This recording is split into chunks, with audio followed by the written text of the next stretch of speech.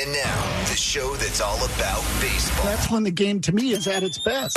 This is the Baseball Hour with Tony Mass. Brought to you by Bigelow Tea, KM Hot Dogs, I Promise, official eye vitamin of the Boston Red Sox, Gravely Zero-Turn Lawnmowers, and Window World. On Boston's home for sports, 98.5, the Sports Hub.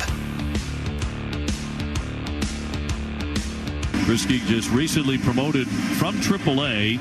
Fastball, split finger. You saw the numbers there. Not pretty. Xander has got 1 for 4 with a single. First pitch, that rolls away, and Devers will scoot on down to third.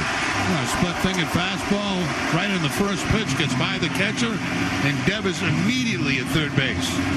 He'll probably throw another one back to the backstop, and you got a tie game. That's all the way to the backstop. It bounces back. Play at the plate. He slides in safe. Devers scores, and this game is tied. It's kind of pathetic, really, if you think about it. And Krisky's 3-1 pitch. And he bounced another one for ball 4. Wow. You talk about missing. Sends up J.D. Martinez, 1 for 4. And the 0-1 pitch from Krisky. Swing and a miss, gets away. The runner trying to move up, and he will. Actually, got the same situation. Man on second, nobody out. It's beautiful. Why is he intent on throwing the splitter? Every one of them is in the dirt. Another wild pitch. Xander advancing to second. 0-2 on J.D. And that one all the way to the backstop. Oh, this is beautiful. And Bogey down to third. This is unbelievable. This is great. Isn't this great? This is baseball when baseball was baseball. This is pathetic is what it is. He might throw another one. Oh, this is embarrassing. There's no way you throw another splitter. I got to put that one away for the day. Don't you? What a complete collapse last night at Fenway Park. 617-779-0985. And it wasn't by the Red Sox, by the way. It was by the New York Yankees. That's where we're going to begin tonight. If you did not see the end of this ball game last night, unbelievable. Unbelievable. And Jerry Remianek alluded to it there. Let me just say this quickly. There used to be this old expression. The beauty of going to the ballpark was that you'll see something you've never seen before. And that baseball's been so different from that for a long time now because most of the games have been the same. Strikeout, walks, home runs. There was never this sort of stoogery, for lack of a better word, by teams like the Yankees. It's all very predictable now. And this last night where this guy throws really 5 wild pitches in a span of like 10 pitches because they don't count the one with nobody on, right? So I never seen anything like it. So, Murray, I was just about to say, and I'm glad you put it in those terms, I was just about to say, I can tell you, because I looked this up, what you saw last night at Fenway Park has never happened in baseball history. And when I say that, there have been occasions where guys have thrown 4 wild pitches in an inning. Adam Ottavino did it, now with the Red Sox, but I think he did it when he was with the Rockies, threw 4 wild pitches in an inning. This guy last night did not pitch a full inning. He only got 2 outs. And the second out was a sac fly. Right. The Red Sox had 1 ball in play. That sac fly. That was it. and my point is that Hunter Renfroe basically gave himself up. Hunter Renfroe, all he was trying to do was hit the ball in the air. So what you saw at Fenway Park last night, 4 wild pitches. In the 10th inning, the Red Sox put 1 ball in play and scored 2 runs and won the game 5-4 over the Yankees. The Red Sox also got 2 runs in the bottom of the 9th. They were down 3-1. Enrique Hernandez hit a double to tie the score at 3. They went into extra innings, and the Yankees completely melted down. Completely. This Brooks, and I can't pronounce his last name, Kinski? Is that his name? Yeah, Brooks Kinski. Krisky. Brooks Krisky. Okay, Brooks Krisky. 4 wild pitches. The Yankees sent him right back to the minors after the game. And I don't know why this didn't occur to me earlier, but it's a good place to start tonight. Was that whole thing last night, that whole complete clown show, was that game more about the Red Sox or more about the Yankees?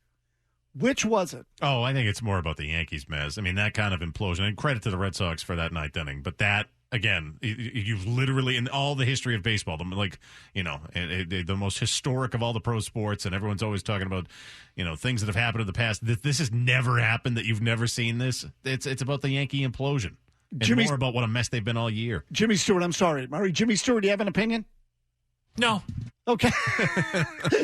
So, again, more about the Red Sox or more about the Yankees? This is my question to local baseball fans, Red Sox fans, listeners here tonight on the Baseball Hour, 617-779-0985. And I will tell you that there's an obvious answer to this question that really isn't all that interesting or entertaining, and that is it's about both. Okay, it's about both. The Red Sox were down 3-1 in the ninth. 2 outs, 2 on, and Enrique Hernandez ropes a double to left center field, 2-run score, and they tie the game at 3. Then, in extra innings, when they started putting men on second base, the Yankees completely threw up all over themselves. Brooks Kriske completely threw up on himself on the mound. But if you make me pick a side, I'm with Murray. It's more about the Yankees than about the Red Sox. More. It doesn't mean it's 0 about the Red Sox, who have come back now to win 30 of their 59 games. Think of that. Think of that. In baseball, one of the tried true formulas, historically speaking, have a good starting pitcher, get the lead, hold the lead, win the game. It's the easiest way to win. It's the most logical, simplest way to win. And yet the Red Sox this year have won more games in which they've trailed than in which they've led wire to wire. I find that particular statistic to be unbelievable, but it is a fair representation or fair characterization of what this team has been all year long. So I will tell you, the Red Sox absolutely deserve credit for coming back in that game last night because that's who they are. They have done it all year long. It is consistent with who they've been all year long. And so do they deserve credit for it? Yes. But let's be honest. If we're on the other side of that, up 3-1 in the ninth, and you give up 2, and then you go and score in the 10th, and you throw 4 wild pitches and blow the game, we would be out of our minds. Out of our minds today. And I said this earlier. Can you imagine how George Steinbrenner, rest his soul, would have responded to that performance by his team in Boston last night? Can you imagine how he would have reacted? I mean, as prior to last weekend's series in New York, heads would have already rolled. The manager would have been fired. The GM would have been fired. If George Steinbrenner were still around, this wouldn't stand. Listen, I'm all for the fun night, Murray. I'm all for the entertaining value of that complete, utter meltdown. Oh, it was hysterical to watch. It was great. I like the Yankees better when they're good. I do. I like sort of, because I look at them now and say, oh, my God, you got to beat the bag out of this team. They're a piñata. You've got to absolutely kick the crap out of them. The fact that you've lost 2 out of 3 last weekend is an indictment on the Red Sox. No, these two teams, the games should always feel important. And the reality is right now, your games against the Rays are infinitely more important than they are against New York. The Red Sox are 8-2 against the Yankees this year. This team's a piñata. Yeah, they blow. Beat the crap out of them. Beat the ever-loving crap out of them. So, again, that's where we start tonight. Was this game last night more about the Red Sox in your mind or more about the Yankees? We'll start there. I know that some of you have thoughts on Tanner Houck, which we will get to. The Major League trading deadline, Major League Baseball trading deadline now, obviously, has been, what's the right word? Murray, when you start a car, what do they call that? The Ignition? Ignition has been ignited. Yep, thank you. Has been ignited. The Major League trading deadline has been ignited. Nelson Cruz going to the Tampa Bay Rays. And what was a major deal, with like people's reactions on that, because the deadline is now a week away. And Alex Cora tonight with a very, very interesting lineup decision that we will get to a little bit later in the program.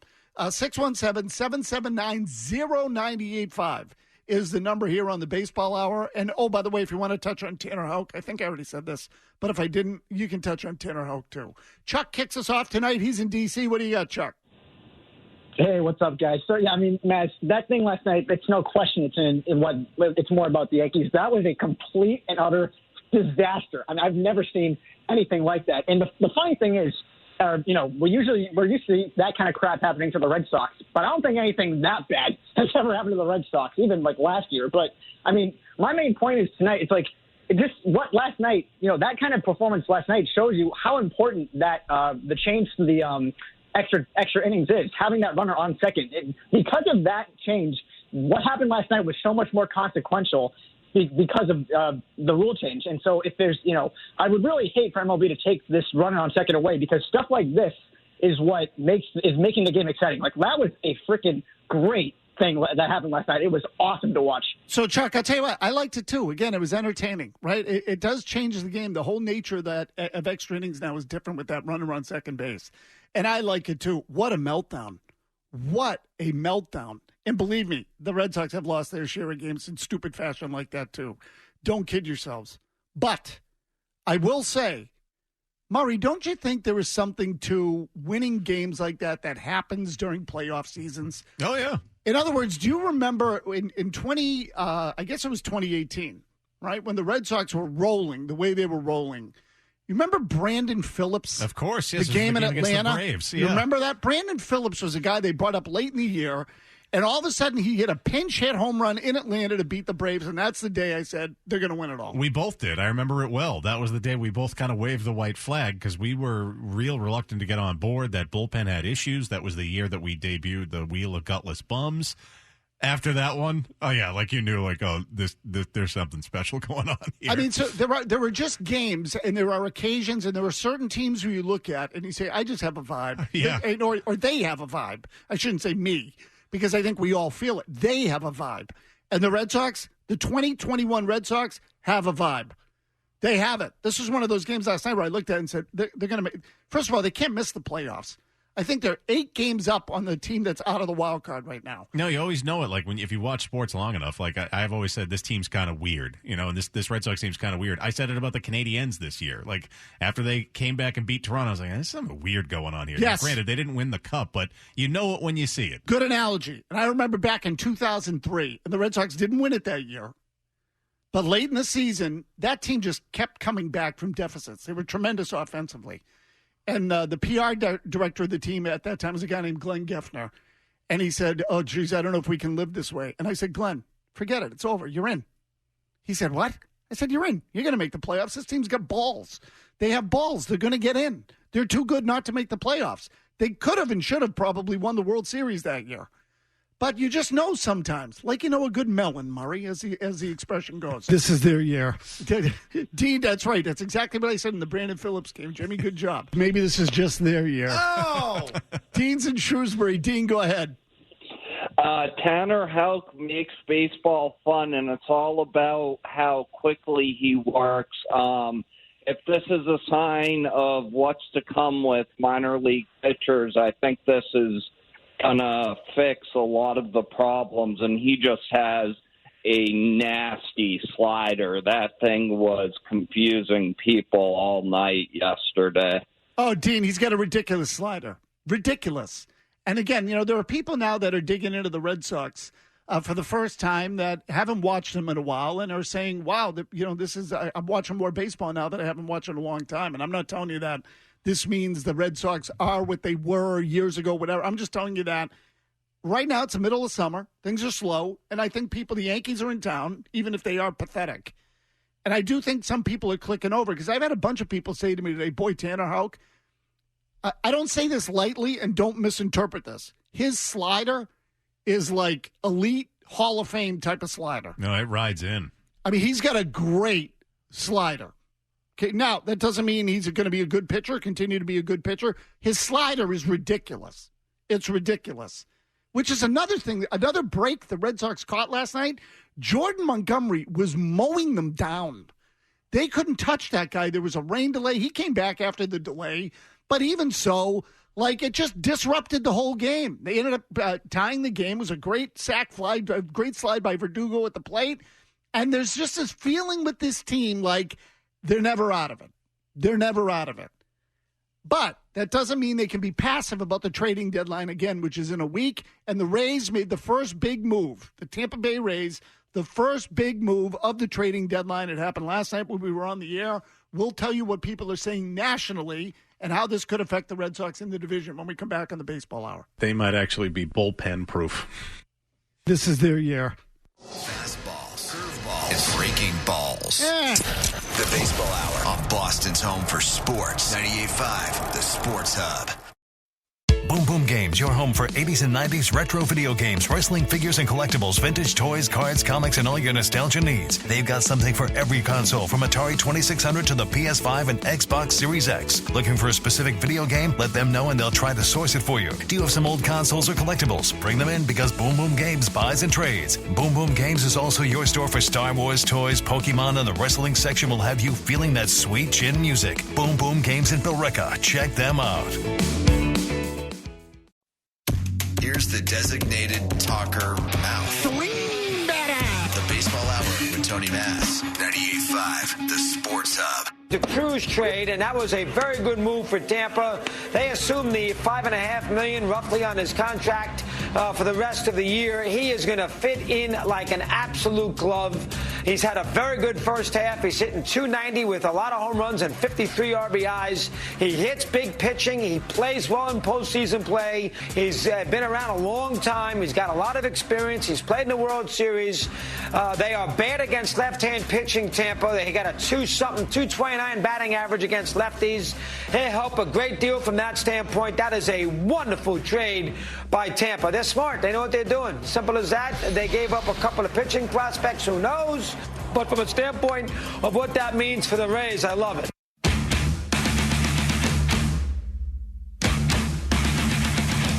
Christopher Mad Dog Russo, our buddy, on High Heat on the MLB Network, talking about the acquisition of Nelson Cruz by the Tampa Bay Rays, and they acquired him for a couple of minor league pitchers last night. I think they also got a pitcher back, but nothing special.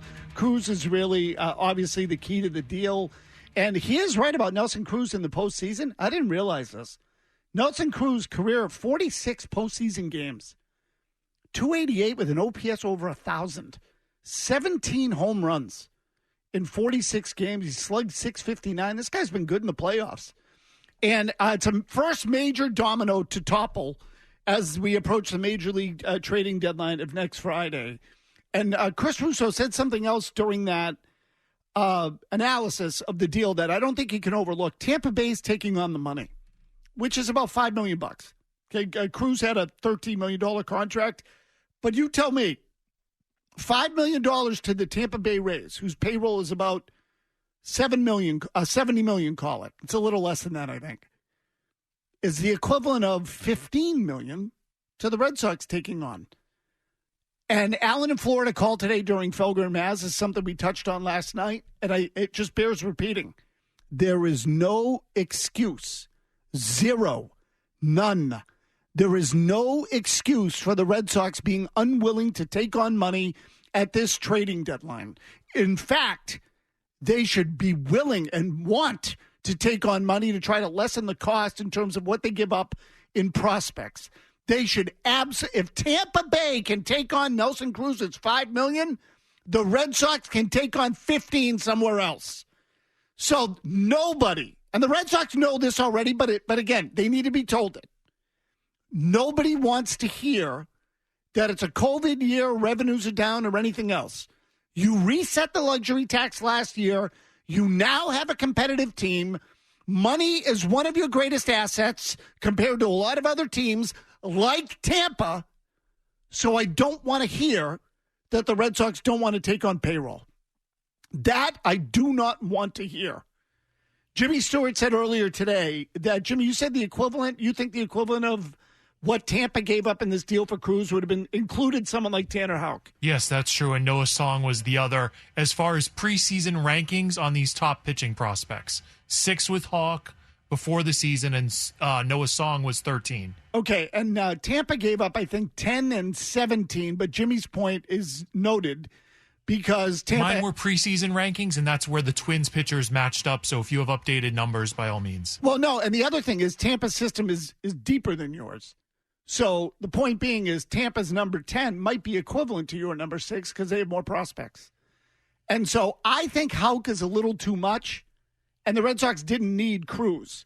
But the reason you should pay attention to this if you're a fan is that if a guy like Anthony Rizzo is on the market and he, like Cruz, is a free agent at the end of the year, even the money is not that far off. I think Rizzo's making $16 million, Cruz is making $13. I think the cost for Rizzo should actually be a little less. Rizzo plays in the field. but he's not the hitter Cruz is, and he has not had a great year defensively. Yeah, given his contract status, though, too, he should cost less. So I'll tell you what, when I factor all that in, Murray, I gave people a ration of crap earlier in the week for this. I said they're not going to get Anthony Rizzo. Anthony Rizzo should be in play. He should be in play. Given what they paid for Cruz, the Red Sox should absolutely be in play for Anthony Rizzo. I don't think it's wrong to say that. Well, also, given what a black hole that position is for. Okay, you know what? We actually have breaking news as it pertains to the Boston Bruins, so it's worthy of note. We'll do that now. This is breaking sports news. Powered by Valvoline Instant Oil Change. On 98.5, the Sports Hub. Yeah, so according to the Bruins, General Manager Don Sweeney announced today, July 23rd, that the Bruins have indeed signed forward Taylor Hall to a 4-year contract with an annual NHL cap hit of $6 million. So it is official. Taylor Hall back to the Bruins, 4-year deal, 6 per. Okay, so there you go. 4 years, $24 million for Taylor Hall. That deal is locked up. That felt to me like a foregone conclusion, but that is significant news. That's good news for the Bruins, even though a lot of people thought it was going to happen. It certainly had been heading that way in the last couple of days, especially. Still worthy of note that Taylor Hall has returned to the Bruins. The deal is official. So thanks to our producer, Jimmy Stewart, for mentioning that, and to you also, Murray. Not an insignificant piece of news there. Jim is in Rentham on the Red Sox Yankees. Go ahead. Jimmy, you there? Uh-oh. Okay. We lost Jim. Oh, right. Take a look at the phone screen, man. See what's happening down there? Here we go. Someone's doing a giveaway down the hall. Okay, here we go. So now there's wait, the calls just dropped. Yeah.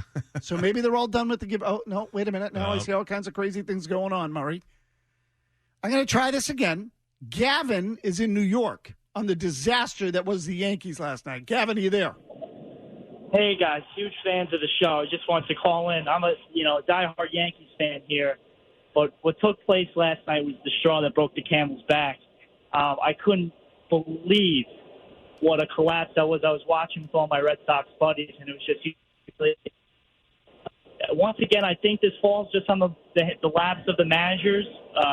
Boone, Luis Cessa pitched 5 pitches in the 8th. Got out of it, and yet he elects to throw Chad Green in as the closer, and that's where Kike did his damage. And then, to throw Brooks Christie in the 9th inning after barely escaping for Philly, just a tough break for the Yankees. Yeah, there. So Gavin, look, the Yankees are a mess, and I think most of the interest here in New York, the Yankees rather, really pertains to the mess that the Yankees have been all year. So I'm going to put you on hold. Jimmy dropped them. All right. I was going to ask him. I wanted a big picture assessment. Sorry. From a Yankee fan on what is wrong with that team. I was retreating. That's okay. It's fine. I just wanted an assessment. I don't know how many people in New York listen to the program, but I'd like an assessment from someone down there or who is a Yankee fan as to what is wrong with that team. Quickly, Dave in a car. Dave, what do you got? Tony, I think you should look at what is going on at the trading deadline in the context of just organizational building. I think that is what Chaim Bloom is going to do. I don't think he's going to run around Nelson Cruz, Rizzo. Everybody says, maybe there's a Nelson Cruz or a Rizzo.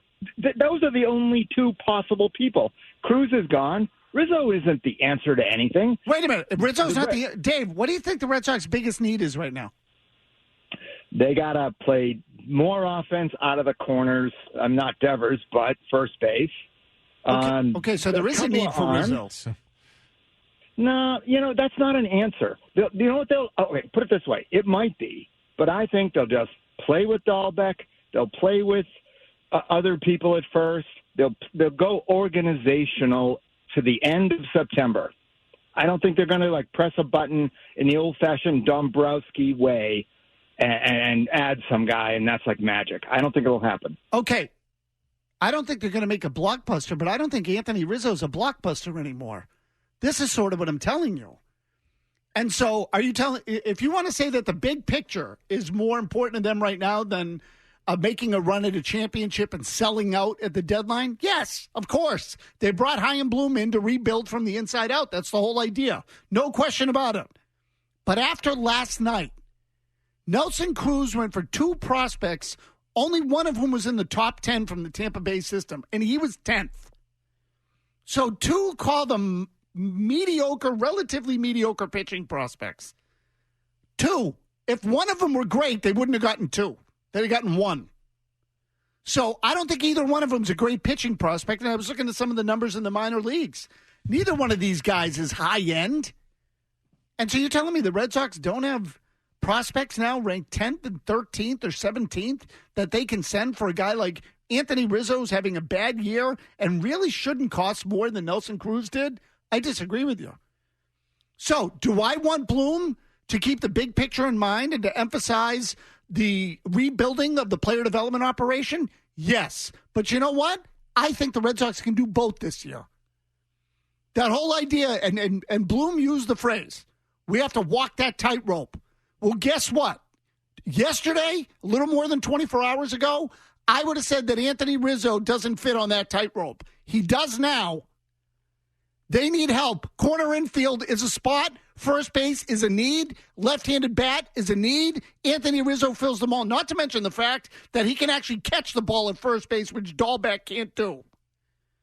So, what, we're not supposed to put any pressure on Bloom at all to go and make a deal at this deadline when you've got a team that continues to show balls night in and night out?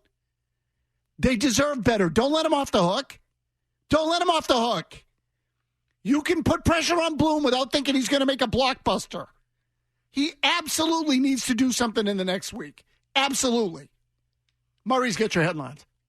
Boom Boom Games, your home for 80s and 90s retro video games, wrestling figures and collectibles, vintage toys, cards, comics, and all your nostalgia needs. They've got something for every console from Atari 2600 to the PS5 and Xbox Series X. Looking for a specific video game? They will try to source it for you. Do you have some old consoles or collectibles? Bring them in because Boom Boom Games buys and trades. Boom Boom Games is also your store for Star Wars toys, Pokemon, and the wrestling selection will have you feeling that sweet chin music. Boom Boom Games in Billerica. Check them out.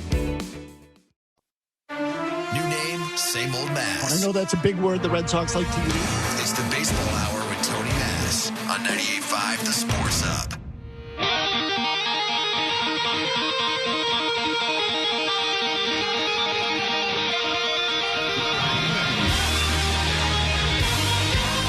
I'll be honest with you.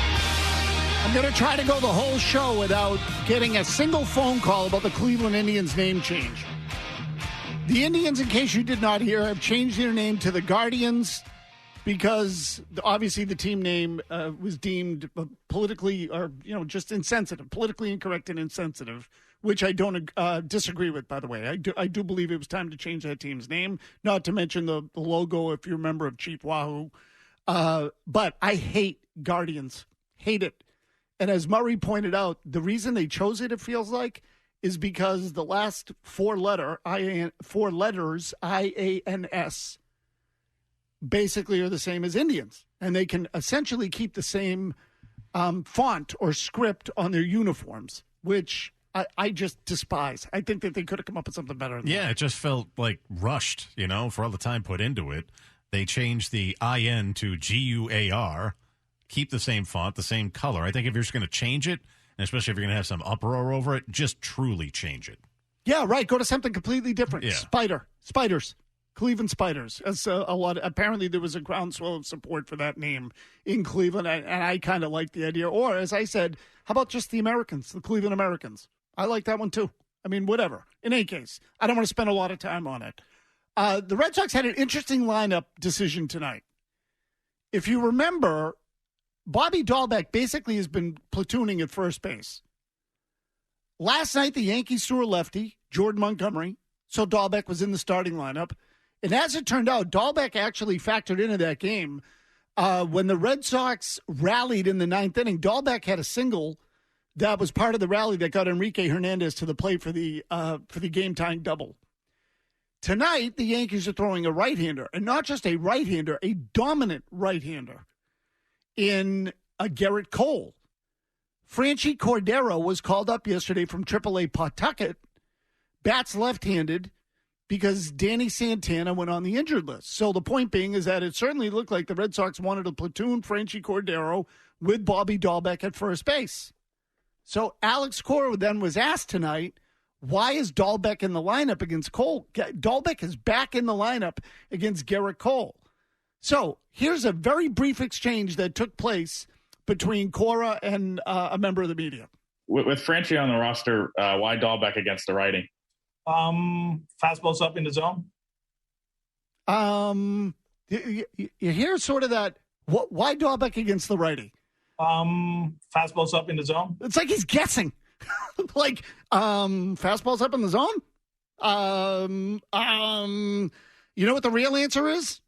Because Franchi Cordero blows? Because Franchi sucks? And I'm picking on Cora here a little bit, but because the longer answer is much clearer, and I'm just busting balls, frankly. But Dahlbeck in there against Garrett Cole did surprise me. Here's Cora's full answer. With Franchi on the roster, why Dahlbeck against the righty? Fastballs up in the zone, just like I told you yesterday. We're gonna pick and choose. You guys see the lefty righty thing. We see more. I know a lot of people were surprised that we used Kevin yesterday, but Kevin is a good fastball hitter. And Dahlbeck has seen Cole a few times. He put a good swing against Green yesterday. He's been putting good swings the last few days, so why not? Okay, why not? I'll tell you what, it does tell me two things. One, they can't stand Franchi Cordero. He's here for emergency purposes only. That's it. Cordero's probably not going to get a lot of these games. If you're not going to face Garrett Cole, who are you going to face?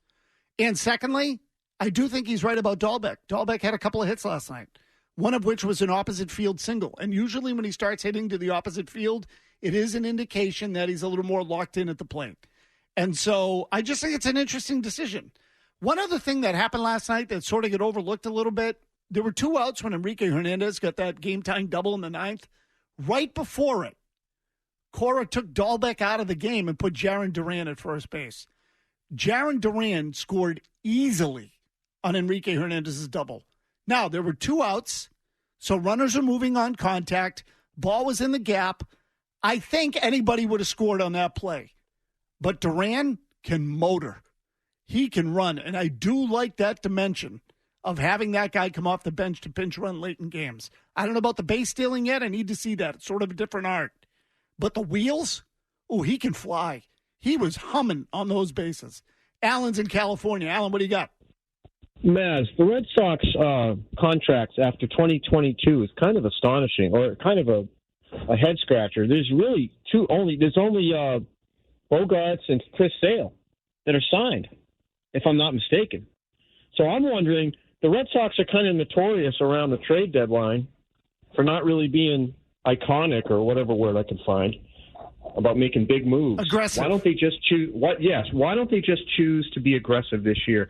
Because they could just sneak in to the World Series with a couple of good moves. So, Alan, the answer to that is because they're trying to rebuild the farm system and they don't want to give up elite prospects. That's the answer. It's really not a money issue, which is why I say they should not have any reservations whatsoever about going over the luxury tax threshold this year. And the luxury tax is around $210. They're close to it, but so what? And they're only going to pay tax on the amount they go over, which is 20%. So the point being is if they pick up, call it a $15 million player, and they add $5 million like the Tampa Bay Rays did last night, and that $5 million puts them, that they're $5 million over the tax. They only have to pay $1 million in tax to add that $5 million. And that in that industry, that is nothing. It's a drop in the bucket. So the last thing I want to hear is that they can't go over the luxury tax threshold. And by the way, Bogarts can opt out after 2022, which means Sale really is the only guy that is signed beyond 2022. In some ways, that's a little scary, honestly. Alex is in Cambridge. Alex, go. Yeah, talking about the Yankee-Red Sox rivalry. Some Yankee announcers were dissing Red Sox fans by saying that they are not they're reactive, not proactive. They don't make enough noise about, that's when the Yankees won 2 out of 3 in New York. Okay, so Alex, were you offended by this? Yeah, I somewhat was, but I don't know. I haven't been to Fenway Park lately, but I guess there's a new fan base. I mean, they call it the selfie-taking fan base. Everybody just kind of goes so they can say that they've been to Fenway Park. Okay, Alex, I would tell you that has been true for a long time. And could it be that there isn't enough noise there because people like you aren't going anymore? Right. Yeah. I mean, not to be a wise ass, kind of but told on himself there. Yeah, a little bit. Really. Maybe that's what it is. Maybe people like you need to go more and make the noise. I think there's been an overall clear drop in passion for the Red Sox over the last several years, the last two in particular. So we had some of it in 2018 for obvious reasons. They were dynamite. It was maybe the greatest team in history if you wanted to make that argument. I wouldn't put them there, but they're in the conversation. But starting in 2019, really, particularly in the second half, they fell off the planet. And a lot of people haven't come back. So I don't disagree with the idea that it's quieter than it used to be. I think there are times where I sort of feel that old Fenway vibe, but most of the time I don't. Bill's in Boston. Bill, go. Hey, what's up, Matt? How you doing? I remember 2018, there was a lot of blowback from what Dombrowski did. He did like a Chaim Bloom type of move. He went and got Eovaldi and Steve Pearce, and they were looked at like small market moves. So I don't think we need to go out and do a blockbuster move. I think Anthony Rizzo would be perfect because he doesn't qualify as a blockbuster move, maybe 5-6 years ago, but I think Rizzo would be perfect. Okay, so I agree that the moves Dombrowski made in 2018 were big moves, as it turned out. We didn't think so at the time. Pierce was the MVP of the World Series. He was a tremendous compliment to Mitch Moreland and absolutely annihilated left-handed pitching. I don't know if you guys remember this, not to pat myself on the back. The day they got Pierce, I told you, sneaky good move. Sneaky good move. Eovaldi, I thought was a horrible move. I thought, oh, God, you couldn't do better than that. As it turned out, I was wrong. On Pierce, I was right. So I'll take 50-50. It's fine. But just get me guys that can help. And I think Rizzo, they need a left-handed hitting first baseman. That's what they need. So you want to tell me that it's Rizzo? Great. You want to tell me there's someone that's better than Rizzo against right-handed pitching and that Dahlbeck can still play against lefties? I'm against it, but fine. Dahlbeck can hit lefties. He still sucks defensively. Really, he blows. Defensively, he's terrible. Nick's in Connecticut. Nick, go. So you mentioned earlier 2003. You know what else happened in 2003? That home run, right? And that is the entire reason that Aaron Boone is the coach today. I'm a manager. Fan. He's a manager. Manager, yeah. The manager, yeah. So he couldn't get it done then. That same, it feels like an omen. That same year, what happened next? They got swept, right? This is the 2019 was supposed to be the Yankees' year. It wasn't. Last year got ruined. This year is already ruined. And he's got to go. So Nick, I don't know who in – yeah. All right, so you want to fire Boone. Honestly, I think they have way bigger problems than that. And I'm all for firing Boone. I think he's got to go too. The team's a joke. I mean, what happened last night was a joke. And there have been occasions this year where you look at the Yankees and say they're just not putting out. They're not putting out. So the manager's got to go. I would agree with that. How do you fix that roster? I would tell you the GM's got to go too. I think they both got to go. How do you build a team in Yankee Stadium without left-handed bats? How do you do that? That to me is unconscionable. It's the number one advantage you've had over every team in the American League forever through the history of the franchise. 70% of the pitching in baseball generally is right-handed. So opponents have to come into Yankee Stadium and have no choice. They have to throw right-handed pitching. And the Yankees have all these lefties that can jack the ball into the seats, especially when right field there is like Williamsport. And then you build a team without left-handed bats? Fireable offense. Fireable. I'd wipe them both out. I'd start over. They need like a Celtics type of purge in New York with the Yankees. That's what they need. The show that's all about baseball. The Baseball Hour. 98.5, the Sports Hub. Boom Boom Games, your home for 80s and 90s retro video games, wrestling figures and collectibles, vintage toys, cards, comics, and all your nostalgia needs. They've got something for every console, from Atari 2600 to the PS5 and Xbox Series X. Looking for a specific video game? Let them know and they'll try to source it for you. Do you have some old consoles or collectibles? Bring them in, because Boom Boom Games buys and trades. Boom Boom Games is also your store for Star Wars toys, Pokemon, and the wrestling section will have you feeling that sweet chin music. Boom Boom Games in Billerica. Check them out.